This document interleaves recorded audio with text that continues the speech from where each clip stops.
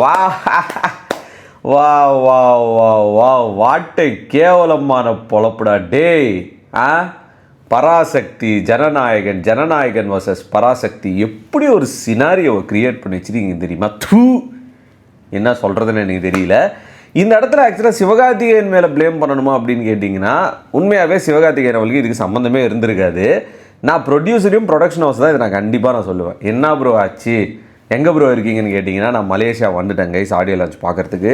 ஏன் முன்னாடியே போயிட்டேன் அப்படின்னா, சில பிளான்ஸ் இருந்தது. சரி முன்னாடியே போனால் கொஞ்சம் நம்ம ஃப்ரீயாக ஈஸியாக அந்த ஸ்டேடியம் பக்கம்லாம் போகலாம், ஏன்னா க்ரௌடு வர வர போக முடியாது அப்படின்னு சொல்லிட்டு இன்றைக்கி அங்கெல்லாம் விசிட் பண்ணி பார்த்துட்டு இதை ரூமில் ரெஸ்ட் எடுத்துகிட்டு இப்போ தான் எழுந்துட்டு பண்ணுற ஃபஸ்ட்டு வீடியோ மலேசியாவுக்கு வந்து ஜனநாயகன் வர்சஸ் பராசக்தி. எனக்கு கேட்கவே பார்த்தீங்கன்னா கேவலமாக இருக்குது. பராசக்தி அப்படின்னு ஒரு படம் டைரக்ட் பண்ணது சுதா கொங்கரா. அவங்க நல்ல ஒரு டைரக்டர், டேலண்டடான ஒரு டைரக்டர், இல்லை எந்த குறையுமே கிடையாது. சரி பண்ணிட்டு போட்டோம். லைக் அவங்களுக்கு ஒரு படம் ப்ரொடியூஸ் பண்ணுறாங்க, ஸோ லெட் இட் பி. அவங்க என்ன வேணால் பண்ணிட்டு போட்டோம், அது நம்ம கவலையே கிடையாது. இந்த ப்ரொடக்ஷன் ஹவுஸ் பார்த்தீங்கன்னா ஜனநாயகனை சீன்ற மாதிரியே நிறைய விஷயங்கள் பண்ணியிருக்காங்க. 1 இல்லை 2 இல்லை, இந்த ரீசெண்ட் டைம்ஸில் அவங்களோட போஸ்ட் எல்லாமே. இது ஜனநாயகன் அப்படின்றத தாண்டி தளபதி விஜய் இத்தனை வருஷமாக தமிழ் சினிமா இருக்கார், ஒரு கடைசி ஃபேர்வெல் படமாக தான் நான் நினைக்கிறேன். அப்படி இருக்கும்போது அந்த ஒரு ரெஸ்பெக்ட்ன்றது கொடுக்கணும். இப்போது இந்த பராசக்தி யார் இது பண்ணுறதுனா டிஸ்ட்ரிபியூஷனு ரெட் ஜெயண்ட் யாருது எல்லாருக்கும் தெரிஞ்ச ஒரு விஷயந்தான். ஜனநாயகன் பார்த்தீங்கன்னா ரெட் ஜெயண்ட் பண்ணலை. இப்போ இந்த இடத்துல தமிழ்நாட்டில் டிஸ்ட்ரிபியூட்டர்ஸாக இருக்கட்டும், தியேட்டர் ஓனர்ஸாக இருக்கட்டும், இந்த Jan 9 ஜனநாயகன் ரிலீஸ் கன்ஃபார்மு. எத்தனை தியேட்டர்ஸில் எடுப்பாங்க?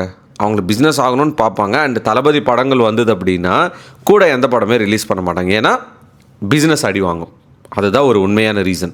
ஸோ இந்த பராசக்தின்றது Jan 14 தான் ஃபஸ்ட்டு பிளான் பண்ணி வச்சுருந்தாங்க ரிலீஸ் அப்படின்னு சொல்லிட்டு. இது கூட எனக்கு தெரிஞ்சு இந்த மாதிரிலாம் பண்ணால் இந்த படத்துக்கு இன்னும் ஓவர் ஹைப் வரும் அப்படின்னு பண்ணுறாங்களே தெரியல. என்னை பொறுத்த வரைக்கும் எல்லா படமே ஓடணுங்க, அது தளபதி படம் மட்டும்லாம் கிடையாது.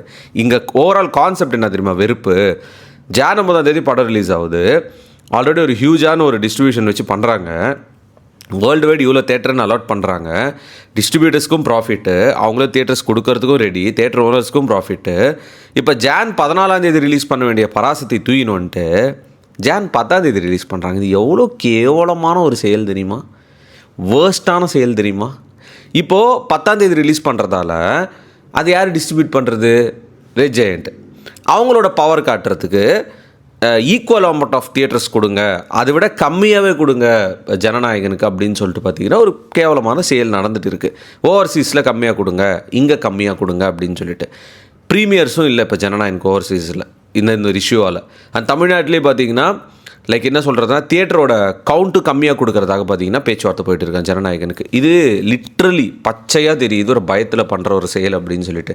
எங்கே பேசினா எங்கே அடிக்கிறது, எப்படி இது பண்ணுறதுன்னு தெரியாமல் அவரையும் சரி அந்த படத்தையும் சரி ஃபேன்ஸோட மனசையும் பார்த்தீங்கன்னா ஹர்ட் பண்ணிட்டு இருக்காங்க.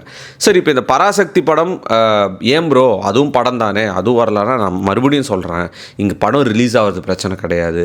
பட் ஒரு லாஸ்ட் ஃபேர்வெல் அப்படின்னு வரும்போது எந்த பிரச்சனை இல்லாமல் அந்த படம் ரிலீஸ் ஆனால் அதுதான் தமிழ் சினிமாவில் அவருக்கு கொடுக்குற மரியாதை. பட் அது கொடுக்கலன்னா எனக்கு தெரியல. ஆக்சுவலி இது ப்ரொடியூசர் காலா, டைரக்டர் காலா, இல்லை சிவகார்த்திகேயன் தான் இதெல்லாம் பண்ணுறாரான்னு தெரியல. உங்களுக்கு டீட்டெயிலாக தெரிஞ்சதுன்னா கமெண்ட்ஸில் மென்ஷன் பண்ணுங்கள் கைஸ். ஓகே ரைட், அப்படி நம்ம வீடியோ கண்டினியூ பண்ணலாம். இந்த இடத்துல யாருக்கு ப்ரோ ஹர்ட் ஆகும் அப்படின்னு கேட்டிங்கன்னா தளபதி ஃபேன்ஸுக்கு தான் ஹர்ட் ஆகும், தளபதிக்கெலாம் ஹர்ட் ஆகாது. அண்டு 2 படமே வந்துருச்சுன்னா எங்கே மெஜாரிட்டி ஆஃப் ஆடியன்ஸ் போவாங்கன்னு சொல்லிட்டு மொத்த உலகத்துக்குமே தெரியும். பட் ஏன் இது பண்ணுறாங்க அப்படின்னா ஒரே ரீசன், தளபதி விஜய் டிவிகே கட்சி, அவ்வளோதான். அது டைரெக்டாக சொல்லணும்னா அவ்வளோதான். ஏதாவது ஒன்று பண்ணி அன்றைக்கி அந்த படம் பெருசாக ஓடக்கூடாது, அந்த படத்துக்கு தியேட்டர் அக்கௌண்ட் நிறைய கொடுக்கக்கூடாது, ப்ராஃபிட்டே வர வைக்கக்கூடாது அப்படின்ற ஒரு செயலில் பண்ணுற ஒரு விஷயம் தான். பட் இது எப்படி ப்ரொடக்ஷனை ஒத்துக்குச்சுன்னு தெரில, எப்படி ப்ரொடியூசர் ஒத்துக்கிட்டாங்கன்னு தெரில, எப்படி சிவகார்த்திகேயன் ஒத்துக்கிட்டாங்கன்னு தெரில. ஓவராலாக பார்த்தீங்கன்னா இந்த ரீசெண்டாக நிறைய மீம்ஸ் பார்க்குறேன், சிவா கன்னை பிடிங்கன்னு சொல்லிட்டு. கன்னை பிடிங்கன்னு அவர் சொல்லிட்டார் இல்லை. அண்டு சிவகார்த்திகேயனும் ரீசெண்டாக நிறைய இன்டர்வியூ சொல்லுவார், அண்ணன் தான், தம்பி தான், நான் என்ன அடுத்த தளபதின்றீங்க அதன்றீங்க, இல்லை அப்படின்னு அவரும் சொல்கிறார். நல்ல மனசு தான், நான் சிவகார்த்திகேயன் வர நல்ல மனசு தான், நான் இல்லைன்னு சொல்லவே இல்லை. பட் இப்படி ஒரு கிளாஷ் நடக்கிறப்போ லைக் எப்படி பார்ப்பாங்க தமிழ் சினிமா? அவர் இத்தனை வருஷமாக இருக்கார், ஒரு கடைசியாக ஒரு படம், இதுக்கு மேலே படங்கள் நடிக்க மாட்டார். அப்படி இருக்கும்போது அவருக்கு நம்ம மரியாதை கொடுக்கணும்ல, லைக் அப்படின்னு ப்ரொடக்ஷன் ஹவுஸில் இவரும் பேசியிருக்கலாம்ல. பட் எனக்கு பிஹைண்ட் த சீன்ஸ் என்ன நடக்குதுன்னு தெரியல. பட் இது ரொம்ப ரொம்ப ரொம்ப கஷ்டமாக இருக்குது ஆக்சுவலாக, அதுதான் உண்மையாக சொல்ல போனால். ஸோ நீங்கள் என்ன இதை பற்றி நினைக்கிறீங்கன்னு சொல்லிட்டு உங்களோட ஹானஸ்டான தாட்ஸை கமெண்ட்ஸில் மென்ஷன் பண்ணுங்கள். ப்ரோ மலேசியா போயிட்டீங்களே ஏன் ப்ரோ vlog பண்ண மாட்டீங்கன்னா, நான் எல்லாமே ரெக்கார்ட் பண்ணி வச்சுருக்கேன். ஸோ நான் பண்ண போகிறது என்னென்னா, இந்த கம்ப்ளீட் ஆடியோ லான்ச்சிங்க வந்தது எல்லாமே ஒரு சிம்பிளாக இல்லாமல் ஒரு நல்ல ஒரு வாய்ஸ் ஓவர் போட்டு ஒரு சூப்பரான மொத்த விலாகாக கொடுக்கலாம் தான் நான் வெயிட் பண்ணுறேன். டெய்லி என்ன நடக்குதுன்னு காட்டாமல். நீங்கள் இன்ஸ்டாகிராமில் ஃபாலோ பண்ணிங்கன்னா அதில் பயங்கரமான விஷயங்கள்லாம் பண்ணிகிட்டு இருக்கேன் இங்கே வந்ததுலேருந்து. ஸோ நீங்கள் இன்ஸ்டாகிராமில் ஃபாலோ பண்ணுங்கள். PC Vijay630 அதான் நம்மளோட ஐடி. அதில் உங்களுக்கு எல்லா டீட்டெயில்ஸ் வந்துடும். அண்ட் மலேசியா எப்போ நான் இங்கே வந்தாலும் இட் ஃபீல்ஸ் லைக் ஹோம். நம்ம ஏதோ வீட்டுக்கு வந்த மாதிரி தான் இருக்கும். நம்ம ஃபாலோவர் தான் பார்த்தீங்கன்னா சூப்பராக கைட் பண்ணிவிட்டு இன்றைக்கி 2-3 இடத்துக்கு கூப்பிட்டு போனார். It was so good. And அடுத்தடுத்து என்ன பண்ண போகிறோம் அப்படின்றது நம்மளோட இன்ஸ்டாவில் மெயினாக நான் அப்டேட் பண்ணிடுறேன். அண்ட் யூடியூபுக்கு கரெக்டாக அந்த ஆடியோ லான்ச் முடிஞ்சதுக்கு முன்னாடியோ இல்லை அதுக்கு முன்னாடியோ ஒரு சூப்பரான ஒரு பெரிய விலாக் வரும். Stay tune for it. And இன்னும் நிறைய வீடியோஸ் உங்களுக்கு சந்திக்கிறேன். பராசக்தி வர்சஸ் ஜனநாயகன் வர்சஸ் பராசக்தியோ ஜனநாயகன், அவ்வளோதான். இந்த படத்துக்கு என்ன மரியாதை கொடுக்க முடியுமோ அதை அவங்க சைட்லேருந்து கொடுக்க முடியல.